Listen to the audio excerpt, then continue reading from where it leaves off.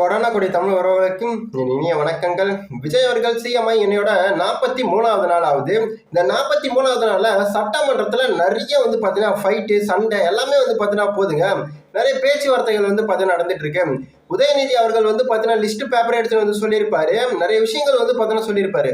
முக்கியமாக என்ன சொல்லியிருக்காருன்னா, வழக்கமாக பார்த்தீங்கன்னா பள்ளிகளுக்கு பார்த்தீங்கன்னா விடுமுறை விடுவாங்க. ஏதோ கனமழை காரணமா விடுமுறை விடுவாங்க. அப்படின்னா வெயில் அதிகமா அடிச்சா ஒரு சில நாள் விடுமுறை விடுவாங்க.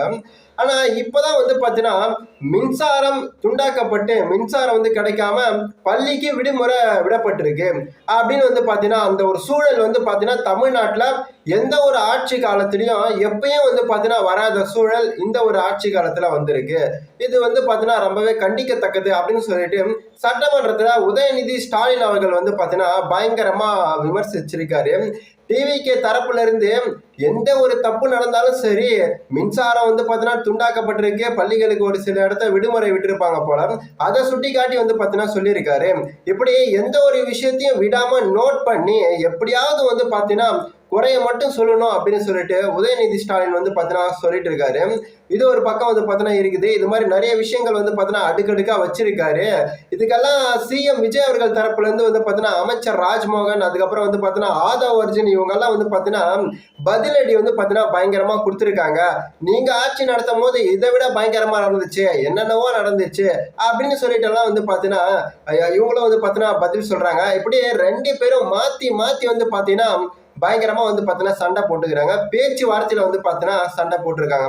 இந்த சட்டப்பேரவை வேலை இப்படிதான் பார்த்தீங்கன்னா விறுவிறுப்பா பார்த்தீங்கன்னா நடந்துட்டு இருக்குங்க. அதே மாதிரி சிஎம் சார் அவர்கள் பிறந்த நாள் பார்த்தீங்கன்னா நேற்று போச்சு இல்லையா, அந்த பிறந்த நாள் அன்னைக்கு பார்த்தீங்கன்னா காலையில 6 மணில இருந்து சாயந்தரம் 6 மணி வரைக்கும், இல்ல 7 மணி வரைக்கும் நினைக்கிறேன், விடாம பார்த்தீங்கன்னா அன்னதானம் பார்த்தீங்கன்னா போட்டிருக்காங்க. உண்மையாவே பார்த்தீங்கன்னா இது பாராட்டக்கூடிய விஷயம் தாங்க.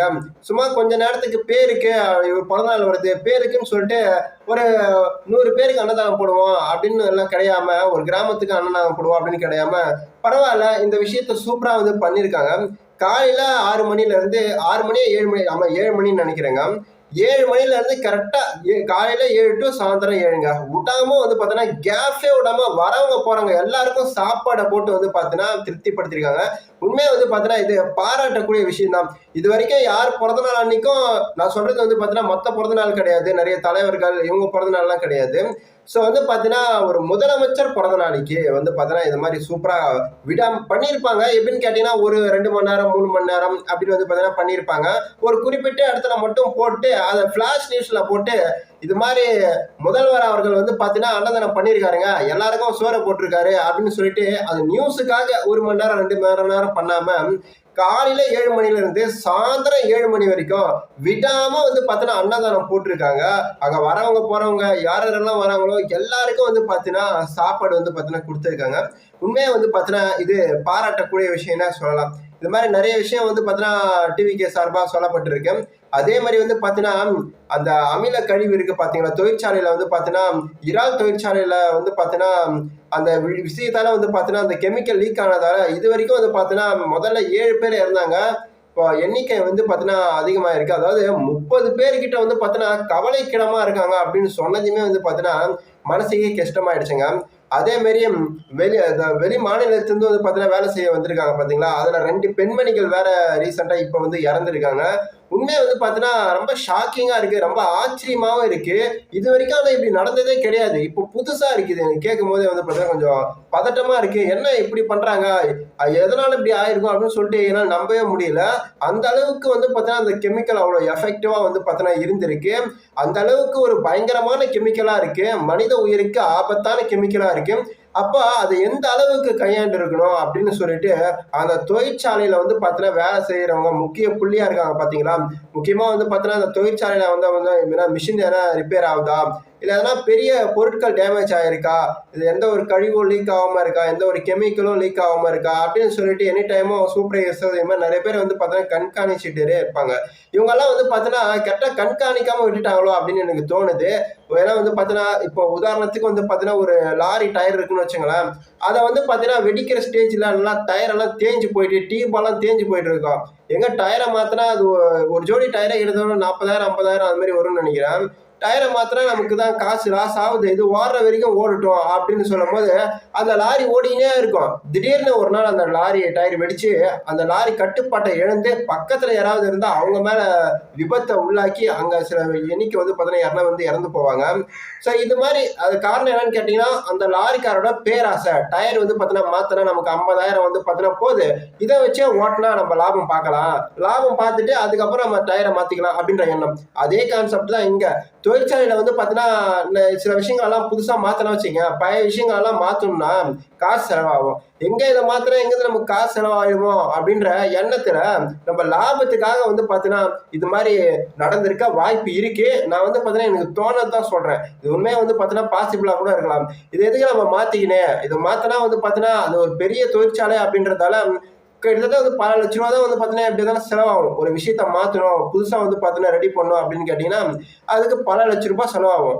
ஓடுற வரைக்கும் ஓட்டோம், நல்லா இதுவாக போட்டோம், 1 வருஷம் 2 வருஷம் போட்டோம், அதுக்கப்புறம் நம்ம பார்த்துக்கலாம் அப்படின்ற அலட்சியத்தால கூட வந்து பார்த்தீங்கன்னா இது நடந்திருக்கும். பட் இருந்தாலும் அது ஒரு பெரிய தொழிற்சாலை.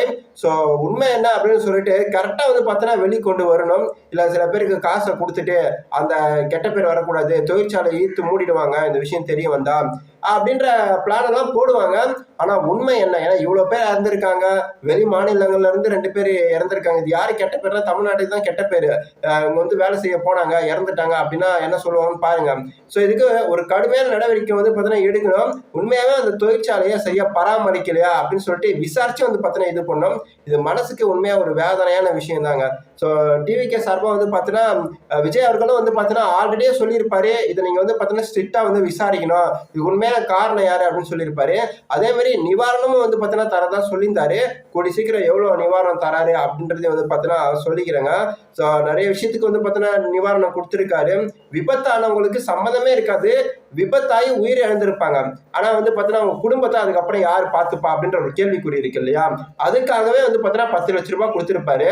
அப்படிப்பட்ட சிஎம் அவர்கள் இது கண்டிப்பா வந்து பார்த்தீங்கன்னா எல்லாருக்கும் ஒரு குறைஞ்சபட்சம் ஒரு 10 லட்சமாச்சும் வந்து பார்த்தீங்கன்னா ஒரு ஆளுக்கு வந்து பார்த்தீங்கன்னா நிவாரணம் கொடுத்தா நல்லா இருக்கும் நான் நினைக்கிறேன். அந்த தொழிற்சாலையில வேலை பார்க்குற எல்லாருமே வந்து பார்த்தீங்கன்னா நம்ம குடும்பத்துக்காக எப்படியாவது வந்து பார்த்தீங்கன்னா காசை சேமிச்சு படிக்க வைக்கணும், நம்ம குடும்பத்தை ரன் பண்ணணும் அப்படின்றதுக்காக தான் வேலையே பார்ப்பாங்க. அப்பேற்பட்டவங்க ஊழல் இழந்திருக்காங்கன்னா அவங்க குடும்பத்துல இவ்வளவு பெரிய பாதிப்பு ஏற்படுத்தும். ஸோ அதை கொஞ்சமாச்சும் வந்து பார்த்தீங்கன்னா ஈடுகட்ட ஒரு 10 லட்ச ரூபாய் கொடுத்தா நல்லா இருக்கும்னு சொல்லிட்டு நான் நினைக்கிறேன். ஏன்னா வந்து பார்த்தீங்கன்னா இதுக்கும் வந்து பார்த்தீங்கன்னா காசு கொடுக்குறாங்க, இது மாதிரி உழைப்பாளிகளுக்கும் கொடுத்தா நல்லா இருக்கும் நான் நினைக்கிறேன். கண்டிப்பா வந்து பார்த்தீங்கன்னா செய்வாருன்ற நம்பிக்கை எனக்கு இருக்கு. ஸோ நிறைய விஷயங்கள் வந்து பார்த்தீங்கன்னா சிஎம் அவர்கள் நல்ல நல்ல விஷயங்கள் பண்ணிட்டு தான் வராரு. இதுக்கப்புறம் வந்து பார்த்தீங்கன்னா அவர் ஒரு இடத்துல வந்து பார்த்தீங்கன்னா ரெஸ்டே எடுக்க முடியாது. சினிமாவில் வந்து பார்த்தீங்கன்னா சொகுசா இருக்கலாம், ஜாலியா இருக்கலாம், படம் நடிச்சோமா நடிச்சு முடிச்சோமா ஜாலியா வந்து தூங்கலாம், எல்லாம் பண்ணலாம். ஆனா இதுக்கு மேல ஒரு சிஎம் இருக்கிறதால தூக்கமே இருக்காது. இங்க ஒண்ணு அங்க ஒரு பிரச்சனை, இங்க ஒரு பிரச்சனை, இதை தீர்த்து வைங்க, இதுக்கு நீங்க தான் காரணம், சம்மந்தமே இல்லைனா கூட இதுக்கு நீங்க தான் காரணம், இங்க ஒரு விபத்து ஆயிடுச்சு அது கூட நீங்க தான் காரணம், ஏன்னா சாலையை வந்து பார்த்தீங்கன்னா ஒழுங்கா நீங்க இது பண்ணல அப்படின்னுவாங்க. ஸோ இப்படி வந்து பார்த்தீங்கன்னா எங்க பிரச்சனை நடந்தாலும் இப்போ அவர் விஜய் தலைமையில போய் தான் முடியுன்றதால அவருக்கு தூக்கமே இருக்காது. ஏன்னா எந்த டைம்ல கால் பண்ணுவாங்க, எப்போ எந்த மீட்டிங் இருக்கும், திடீர்னு டெல்லி போக வேண்டியதா இருக்கும், திடீர்னு வந்து பார்த்தா தமிழ்நாட்டில் ஏன்னா ஒரு மீட்டிங்கா இருக்கும், அமைச்சர்களை கூட்டி பேச வேண்டியதா இருக்கும், எம்எல்ஏக்கு அட்வைஸ் பண்ண வேண்டியதா இருக்கும், எப்படின்னு சொல்லிட்டு நிறைய பிரச்சனைகளையும் தாண்டி தான் வந்து பார்த்தீங்கன்னா அவர் பண்ணிட்டு இருக்காரு. ஸோ இது வரைக்கும் வந்து பார்த்தீங்கன்னா அவர் நல்லா தான் பண்ணிட்டு இருக்காரு. ஆனா ஒரு நாள் கூட ஸ்மூத்தா போல. என்ன கேட்டால் வந்து பார்த்தீங்கன்னா டிவிக்கு ஆட்சியில விஜய் அவர்கள் ஆட்சி அமைச்சதுல இருந்து ஒரு நாள் கூட எந்த பிரச்சனையும் இல்லாம அவர் மேல குறை சொல்லாம ஒரு நாள் கூட போகவே இல்லை இது வரைக்கும். எந்த அந்த நாள் போச்சுன்னா நான் உங்ககிட்ட வந்து பார்த்தீங்கன்னா சொல்றேன், இது வந்து 43வது நாள். இந்த 43வது நாள் வரைக்கும் எதனா ஒரு பிரச்சனை போயின்னு தான் இருக்கு. ஒரு விறுவிறுப்பா ஒரு பயத்தோட ஒரு பயம் கலந்த ஒரு விஷயத்த பார்க்க வேண்டியதா இருக்கு. ஏன்னா எங்க பார்த்தாலும் கொலை கொள்ளை இது மாதிரி நிறைய விஷயம் நடக்குது. இது ஒரு பயத்தோட பேச வேண்டியதா இருக்கு, ஒரு மனசுல கஷ்டத்தோட பேச வேண்டியதா இருக்கு. ஆனா ஒரு நாள் கூட வந்து பார்த்தீங்கன்னா ஒரு விறுவிறுப்பா ஜாலியா வந்து பார்த்தீங்கன்னா இன்னைக்கு எந்த பிரச்சனையும் இல்லை அப்பாடா அப்படின்ற மாதிரி நம்ம பேசவே கிடையாது. ஒருத்தருங்க பார்ப்போம், இதான் 43வது நாள், இன்னும் 5 வருஷம் இருக்கு. இது மாதிரி சின்ன சின்ன விஷயத்துல இருந்து எல்லாத்தையும் உங்களுக்கு நோட் பண்ணி டெய்லியும் சொல்லிட்டு இருக்கேன், ஒரு நாள் விடாம. நம்ம காணொலியை பார்க்குறவங்க சப்ஸ்கிரைப் பண்ணி வச்சுக்கோங்க, அடுத்த காணொலியில பார்ப்பேங்க. ஏன்னா வந்து குவாலிட்டி எல்லாம் கொஞ்சம் கம்மியா இருக்கும் அப்படின்னு பார்க்காதீங்க, குவாலிட்டியை பார்க்காதீங்க, உள்ள இருக்கிற குவான்டிட்டியை பாருங்க. ஏன்னா வந்து பார்த்தீங்கன்னா நம்ம வந்து பார்த்தீங்கன்னா இருக்கிறத வச்சு தான் பண்ண முடியும், போக போக சரி பண்ணிக்கலாங்க. ஸோ அதெல்லாம் சப்ஸ்கிரைப் பண்ணி வச்சுக்கோங்க, எல்லாத்தையும் கரெக்டாக நான் பேசுவேன். ஓகேங்க, அடுத்த காணொலியில் பார்ப்போம். நன்றி, வணக்கம்.